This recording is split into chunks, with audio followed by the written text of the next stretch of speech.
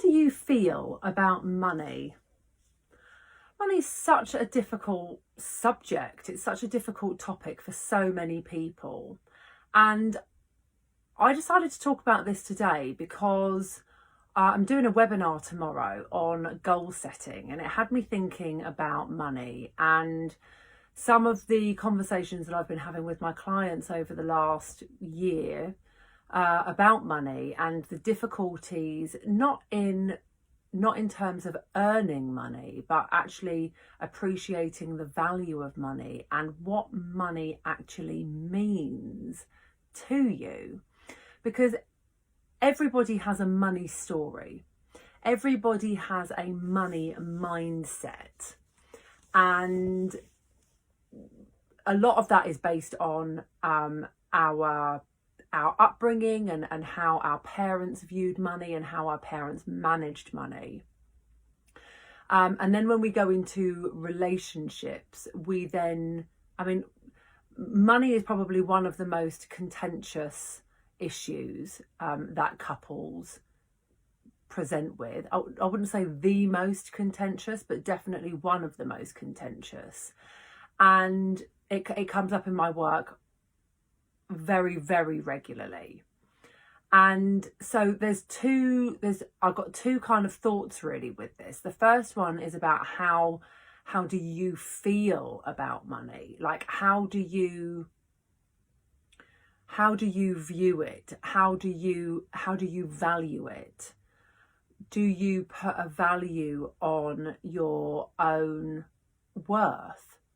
I was having this conversation with my best friend just earlier this week, thinking about how we are raising our children and whether it's okay to, like, for example, I have a cleaner and I've got an amazing cleaner. She's absolutely incredible. And I was just musing with my best friend. It wasn't a serious conversation, just saying, like, am I raising my children to have unreasonable expectations that somebody's always going to come in and clean the house and they don't have to do anything? Like, my daughter used to earn her pocket money by doing stuff and she doesn't anymore. Or is it good to appreciate that when you are working and you're busy and you're earning money, it's okay to delegate some stuff to other people? That was the conversation I was having. And then that had me thinking about how happy I am to spend money on my family. And I talked about this. I think I talked about this a couple of months ago when I was talking about the dress that I bought myself when I was on holiday, and it was a dress that I've been eyeing up for about 2 or 3 years. It wasn't an expensive dress. Like, it was like £40. It wasn't expensive. But I hadn't allowed myself to buy it for myself because it always felt like just an unnecessary expense. And yet I will spend money on my children without even thinking about it. Like I'd buy something for my husband, or my friend, or the amount of food that I put in the cupboard, or whatever it is. I don't even hesitate at it. So there is something there about the value of ourselves when we consider money, because to most people £40 isn't a lot. Like, I appreciate it. And the reason why I'm thinking about doing this on money today is because I know it's been such a difficult year. And I've heard some really sad stories this year, and I've heard some really incredible stories this year. And I'm not going to get into, I'm not making this a heavy video about, redundancy or furlough or, unemployment or anything like that. All I'm saying is that some people have Amazon have made an absolute bloody fortune out of all of this. So there is still money going around. It's just going to different places than it had been previously. And some of those things we don't have control over, and some of it we do have control over. So it's about how you feel about it, and how you talk about it, how you think about it, how you reason with it, how you negotiate it, and how you talk about it in your family. How do you talk about it with your partner? How do you negotiate what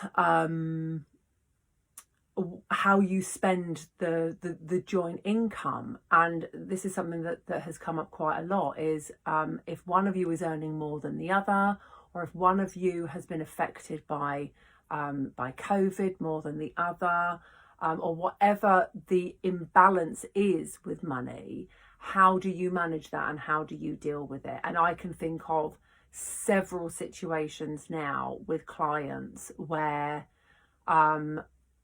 even before COVID, like 2 years ago, working with somebody, one client, so my client, the lady, was earning significantly less than her partner, who earned probably at least 3 times her income, and yet they both split the household bills 50-50, which I thought was very unfair, because she would get left at the end of the month with hardly any money at all, and he'd still have a great big fat amount of disposable income. It seems much more logical to me that they would split the household bills proportionately, and then that way they both had at least not obviously the same amount of money at the end of the month, but she would obviously have some more money. And that's very common. Like, that situation I know happens. I know with a couple of friends that happens as well. And so, but people don't like talking about it. That's the thing. Or their family money story gets in the way and they get very protective over it. Or there's just complacency with money, and there's just a real just a really different attitude. And that's the thing. It's about understanding your relationship with money individually, and then understanding it if you're in a partnership with your partner, so that you can then understand it as a family. It's really interesting. It's absolutely fascinating. It does go to show that everything, in my opinion, comes back down to your family upbringing and how you were raised.